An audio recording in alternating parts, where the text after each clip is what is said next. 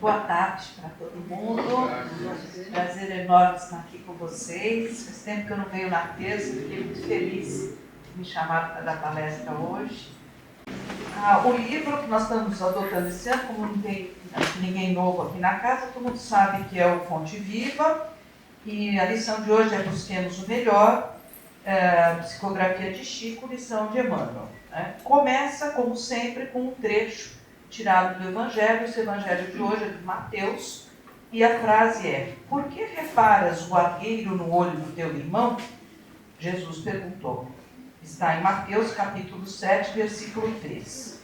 Primeiro vamos entender as palavras, porque a gente pressupõe que nós todos saibamos o que é, mas tem uma linguagem mais antiga, né? Então, o argueiro, traduzido do grego, significa carpos, que quer dizer seco. Então, Jesus fala, argueiros pode ser uma folhinha, uma palhinha que a gente tem no olho. E já a trave, o docus, que é na sua raiz comunica o sentido de algo que sustenta. Então, já é uma coisa bem forte. Então, aqui a gente vê, né? Por que reparas o argueiro no olho do teu irmão, quando muitas vezes nós temos uma trave no olho, algo enorme, grande. E essa lição, Emmanuel, baseado nessa frase, ele vai colocando algo assim que, da essência, como eu tirei, é um convite a gente fazer uma autoanálise, o que é nosso mesmo, o que é do outro, e fazermos versus julgamento. Então, no lugar da gente primeiro tirar a trave, ou que seja de boa, né? Que seja só uma palhinha do nosso olho, nós ficamos enxergando tudo nos outros. E como nós estamos num mês especial, esse mês de setembro, simbolicamente, todo mês é um mês de valorização da vida, mas esse é um mês que todo mundo que tem acesso para poder formar uma opinião, para poder conversar de uma forma um pouco mais profunda, pode pensar que setembro representa essa valorização da vida. Ele sempre mas agora a gente vai se debruçar. E por que eu estou juntando uma frase como essa, a valorização da vida? Porque a qualidade da nossa vida, ela está sempre ligada nos 3 pilares. Nós temos que cuidar do corpo, da mente e do espírito. A mente como emoções. Porque se elas não andarem harmoniosamente, nós sempre vamos estar com alguma coisa que está um pouco enterrada, um pouco enferrujada, atrapalha aqui, atrapalha ali. Então a gente nos pensarmos como um todo. E o que atrapalha nessas nossas emoções quando nós não temos a sensibilidade ou a coragem de podermos ser reflexivos e pensar o que será que eu fico criticando tanto outras pessoas, ou que seja sutilmente, pouco, mas por que eu tenho que criticar? Por que eu tenho que achar que a outra pessoa, eu vou falar algo dela, quando eu ainda não pensei que talvez isso seja algo em mim mesmo, que me incomoda profundamente, e que eu, no lugar de poder pensar nisso, eu vou e julgo, eu projeto. Cada vez que nós vivemos mais em função do mundo exterior, nos normatizando, nos levando a termos nossas opiniões, do que no nosso mundo interior, nós estamos sempre com essa possibilidade, como diz Emmanuel aqui na lição. É interessante como ele vai colocando, que ele vai trazendo isso como uma forma de uma certa rudeza nossa, de uma falta de, vamos falar, um desamor por si próprio e pelo próximo, né? Então ele diz assim que, por exemplo, nós às vezes nós somos tão rudes com o nosso próprio pensamento, que nós não conseguimos dar uma oportunidade a uma pessoa que errou.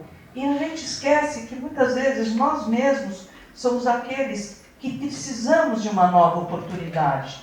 Então, tem uma passagem, outra também na Bíblia, que Jesus conta uma história, onde um senhor tinha um funcionário que devia muito imposto, muito dinheiro para ele e tal, e a pena era ir para a cadeia, porque era um homem influente, tinha que ir para a cadeia e ficar lá apodrecendo para o resto da vida.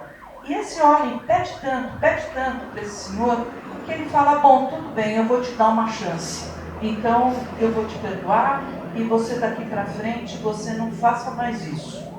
E esse homem sai feliz da vida. E interessante, a primeira coisa que ele faz, assim que ele se recupera, né, daquele susto, ele sai à procura dos devedores, as pessoas que estavam devendo para ele. E aí ele vai e é super, assim, passível, né? Ele quer, porque quer ser pago. E aí o senhor que havia perdoado volta atrás e vai com que ele seja preso. Então, esse caso que Jesus traz, esse fato, ou essa história, vamos falar assim, é muito ilustrativo, como nós queremos as coisas para nós, mas não queremos necessariamente que a mesma moeda seja para o outro, né? E o que faz a gente pensar, né? Quando nós vamos podendo ter essa análise mais profunda de nós mesmos, que na psicologia junguiana nós chamamos de sombras, é poder entrar em contato com o que, né, talvez não seja tão agradável em nós, né? Porque nós temos os nossos medos, nós temos ciúmes, nós temos inveja. Não é o outro que tem, nós temos, todos nós temos esses conflitos internos. E o que nós, quanto mais nós tivermos a possibilidade e a coragem de fazer uma conversa com esses nossos sentimentos, mais bem estruturados nós vamos ficando, porque nós vamos ficando conhecendo assim como assim, é a nossa humanidade. Nós estamos aqui, nós sabemos que nós estamos aqui para nós nos aprimorarmos, para nós conseguirmos uma evolução espiritual.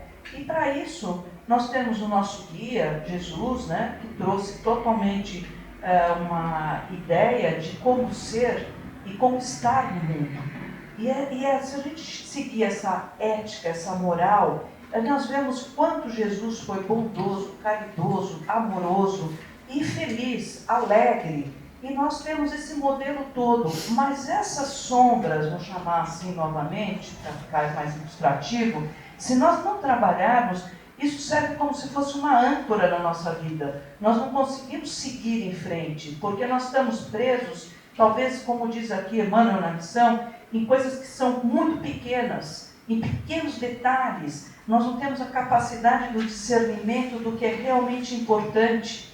E tenho a ideia de que tudo que nós temos que fazer aqui, não só temos que honrar o que nós combinamos quando nós reencarnamos, como nós temos que ter um propósito, né? Entender realmente a vida atual aqui, o que ela representa.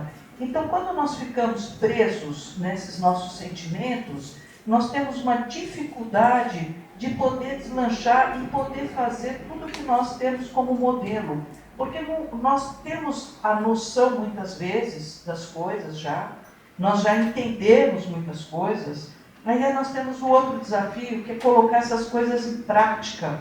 Como que nós colocamos isso tudo em prática? Como que nós vamos poder buscar esse equilíbrio e podermos ser realmente essas pessoas que são capazes de... Não é a gente achar que a gente vai acabar com o que nós sentimos, mas é nós conseguirmos sempre colocar um pensamento antes da nossa ação. Então, quando nós vamos fazer um julgamento, muitas vezes, se a gente verbaliza, né, esse julgamento, ou põe numa rede social, hoje em dia nós temos muito claro esse conceito do bullying, né, que pelo menos na minha época não existia, uma coisa mais atual, a gente sofria lá as coisas e paciência, todo mundo se virava, mas hoje em dia nós temos a consciência de quanto você pode fazer um estrago independente da idade da outra pessoa. A gente pode destruir alguém. E no lugar que o que a gente aprende como a caridade máxima, que é o ensinamento máximo de Jesus, que deixou para nós, que é amar uns aos outros assim como eu vos amei. Eu acho interessantíssimo a gente pegar o vos amei, porque não é de qualquer forma que a gente ama a outra pessoa. A gente ama no modelo como Jesus amou. E como amou? Amou sem julgamento, sem pessoas que são melhores ou piores, sem definições, né? Se é sexo, se é mulher, se é homem, se é azul, vermelho, verde a pessoa. tanto faz, todo mundo é filho de Deus, todo mundo tem que ter as mesmas oportunidades e o mesmo, um engajamento no outro. Então, nós temos essa noção da nossa reencarnação. Nós estamos aqui, muitas pessoas aqui eu já conheço há muitos anos, e também me conhecem. Então, eu sempre imagino, não é muito original, tá, como eu imagino, mas é como faz sentido para mim, que eu numa corrente, né, dos elos encadeados, como nós todos estamos encadeados um no outro. Então, cada vez que eu posso fazer algo de melhor, né, ou alguém aqui, estou vendo a minha querida amiga, a professora Aninha lá no fundo, a Aninha, qual que é o Álvaro, a Inês, cada um de nós faz uma coisinha melhor, a gente traz um monte de gente junto. Né? Então, essa ideia assim, que parece às vezes falar, mas não tem nada demais a gente falar isso, falar aquilo, o próprio pensamento é sabido o quanto energeticamente ele tem uma influência. Não é? Se nós sabemos de como isso influencia o ambiente, influencia pessoas, então essa nossa vigilância, que a gente aprende aqui, para quem já teve a oportunidade de fazer o curso, e quem não teve, faça, por favor, né? O orar e o vigiar. Então, essa atenção toda nossa. E é cada vez mais que a gente consegue manter a mente tranquila, a mente em paz. É claro que a influência do externo vai ter um outro tom, um outro colorido. Não é tão assim, penetrante, porque nós podemos ter algo que é primordial na nossa felicidade, que é a liberdade da nossa escolha, né? Que é aqui chamado de livre-arbítrio. Eu só posso escolher as coisas quando eu me conheço, quando eu sei quem eu sou e eu sei como eu desejo fazer as coisas. Dessa forma, a minha liberdade me permite realmente eu poder chegar e falar, não, isso pode ser até errado, que o outro está fazendo, mas eu não preciso conversar como todo mundo faz, nessa crítica, nessa forma de colocar a pessoa para baixo. Eu posso sim ser diferente, eu posso ser caridoso, eu posso ser benevolente, que a benevolência é algo tão interessante. A gente fala muito de compaixão, que é maravilhoso. Tem até uma passagem do Rubem Alves, eu não sei se vocês lembram, que foi um teólogo, um psicanalista, ele escrevia no estado de São Paulo, um homem brilhante. Procurem no YouTube, porque é sensacional o pensamento dele. Ele disse que ele teve uma ocasião, ele era professor na USP, e ele tinha que escrever sobre ética e compaixão. E ele disse assim no artigo, a ética estava indo bem, não sabia bem o que era ético, como ser ético e tal, isso eu tinha bastante noção. Mas a compaixão encrencou, não conseguia escrever. Aí ele faz o quê? Ele fala, bom, vou fazer como todos nós fazemos, né? Vamos levantar, tomar um café, tomar uma Coca-Cola, ver se bate, né, uma compaixão lá no meio do caminho. E bateu a compaixão no meio do caminho. Porque quando ele estava passando pela casa dele, num certo lugar, tinha uma sala onde estava a neta dele. Tinha 9 anos na ocasião, ela estava com a televisão ligada, e ele repara, ele vai lá dar um beijinho nela e repara que ela está chorando, mas chorando mesmo. Ele fala, filhinha, o que aconteceu? Por que você está chorando assim? E ela diz, sabe o que é, vovô? Eu estou vendo essa senhora aí que está sofrendo, e quando eu vejo ela sofrer, o meu coração fica com o coração dela. Aí ele fala, entendi o que é compaixão. Né? Então, como que a gente pode perceber isso? É quando nós estamos realmente numa paz, né? Uma paz interior, uma paz de espírito, onde a gente pode ver uma beleza, um aprendizado, até com uma criancinha de 9 anos que pode estar ensinando para um homem tão sábio como era aquele avô, o que é compaixão. E eu estou contando isso para falar da benevolência, que ela então, ela já é algo mais espontâneo ainda. A gente não precisa nem se colocar no lugar do outro, a gente já está com o outro. Então são sentimentos que a gente aprende. Nós estamos aqui numa casa espírita, onde todos esses sentimentos, essas qualidades, elas estão para ser, quem não tem de prontidão, tem para ser desenvolvida. Então, para citar mais uma pessoa muito interessante e muito distante, que é Aristóteles, né, que viveu tantos anos antes de Cristo, ele falava da felicidade. Tem um livro, um diálogo dele, e perguntam a ele como que a gente pode ser feliz, né? Como que a gente pode se sentir bem, ser feliz. Ele fala, olha, tem pessoas que nascem com uma prontidão para ser feliz. Essas são felizes muito mais facilmente. Olha que interessante, anos antes de Cristo, tem pessoas que nascem com uma prontidão. O que nos remete? O nosso espírito, a evolução do nosso espírito. Né? Nós temos esse espírito que ele não volta na reencarnação com vazio. Ele volta com todo o nosso aprendizado anterior das outras vidas. Então tem pessoas que foram aprendendo com a experiência anterior, foram se aprimorando e já podem nascer com uma aptidão maior. Tem outras que não, que precisam de mais esforço. Bom, mas como que é esse esforço então? Perguntam. Ele fala, o esforço, né, de ser feliz, para aprender, é através da prática do bem. Pessoas que praticam o bem são felizes. E olha o que nós conversamos aqui, né, o tempo inteiro, baseado no ensinamento de Jesus, que a felicidade, né, amor, sempre, mas a felicidade de a gente poder ter essa oportunidade de obras vivas, que a gente não fica só nós aqui que vamos aprendendo, né, quando estudando, ouvindo palestras às vezes melhores, piores, mas não importa.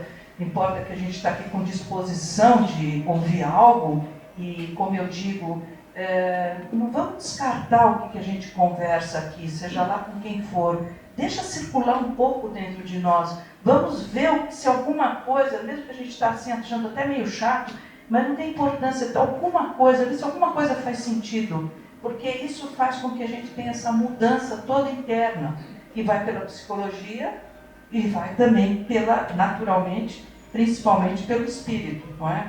Porque até a Joana de Ângeles, que é um espírito que está sempre ela é, vamos dizer, a mentora do Divaldo Franco, pelo que eu entendo, e eles têm uma coleção de livros enorme, uma série psicológica. Eu até estou com um livro aqui, que é o livro do curso que a Miriam Guedes e eu damos às terças-feiras, esse livro aqui, que chama Jesus e o Evangelho à Luz da Psicologia Profunda. Então, a Joana é uma psicóloga total, né? Impressionante, como você pode estudar Freud, Jung e Joana de Ângeles, porque você aprende demais com a Joana, e ainda que tem todo o lado espiritual. E ela diz, né, que quando ela fala, como Jung fala do self, o self é o eu mesmo, o eu mais profundo, ela diz que o self é o espírito. Então, olha que interessante, né? Quando nós lidamos com a psicologia e com o espiritismo, o quanto nós temos um ganho, né, muito interessante desse nosso entendimento. E o que tem a ver, né, eu estar trazendo tudo isso? Porque nesse livro dela, como eu falei, essa lição é uma lição para mim, no meu entendimento, de autoconhecimento e julgamento. Aí eu lembrei do livro, naturalmente, porque eu dou aula desse livro, né, que tem esse capítulo que chama Julgamentos. E o julgamento, esse livro todo também, cada lição, a Joana tira de um trechinho também de algum evangelho. Como ela trouxe? Hipócritas, tirai primeiro a trave do vosso olho e depois então vede como poder tirar o argueiro do olho do vosso irmão. Exatamente como Emmanuel selecionou, né? E aqui ela fala do julgamento nesse sentido muito do autoconhecimento, da proteção que a gente vai se colocando, da máscaras e tal. E ainda ela traz aqui uma outra questão, que há momentos que a gente também faz julgamentos, mas aí vai até para uma questão do Livro dos Espíritos, que quando fala assim da gente dizer a verdade para o outro, a gente tem que pensar qual é a função. Serve para que eu falar a verdade? Serve para que eu chegar para um amigo e fazer um certo julgamento? Precisa ser ético, amoroso e construtivo. Se não for dessa forma, não faça. Que é só uma vingança. Mas para Eu estou vendo aqui o horário, ainda tem um Hélio lá atrás, já termino, tá? Mais um minuto. Um minuto mesmo, juro. Para que eu vou trazer essa ideia aqui agora? Quando eu falei da valorização da vida. Quando nós pudermos chegar nesse nível amoroso de estarmos uns com os outros, vamos dizer, a gente já deu aquela resolvida dentro da gente, já estamos menos beligerantes, mais compreensíveis, fazendo discernimentos e podendo pôr pensamento antes de ação, toda essa lista que não é fácil, mas é possível, porque tem que ser dia a dia, cada dia uma coisa. Dessa forma, nós podemos ser muito mais acolhedores e podemos enxergar o outro como ele é e como ele está. Às vezes a pessoa ao nosso lado está desesperadamente precisando de ajuda e nós continuamos sem enxergar o outro, porque nós estamos numa situação tão egoísta que nós estamos só voltados a nós mesmos, às coisas que a gente quer, que a gente precisa, e não olha o outro que está lá. Então, o que é que gera essa angústia e essa ansiedade e esse desespero nas pessoas? É um sentimento de muita solidão, é um sentimento de que ela não é importante para ninguém.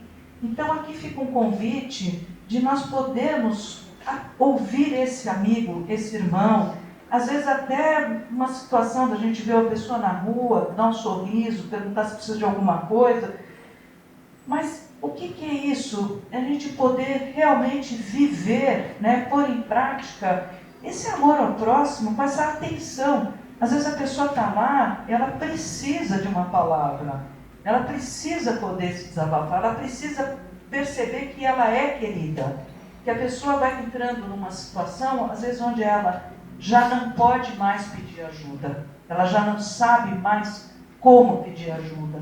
Ela não se sente mais pertencente a esse grupo que ela vive. Ela não sabe mais o que fazer. E ela sente uma dor enorme dentro dela, onde ela não sabe mais como calar essa dor. Então, quem está melhor, quem pode estar melhor nesse momento, vamos pensar nisso, o quanto a gente pode sim ser um diferencial na vida de alguém. E é muito pouco que a gente precisa fazer. É fazer só que a pessoa se sinta amada. Então, termino por aqui. Agradeço a atenção e desejo que a gente volte a se ver em breve. E vou fico para a gente conversar, no pós-palestra. Tá bom? Fico para o pós-palestra. Obrigada pela atenção, gente.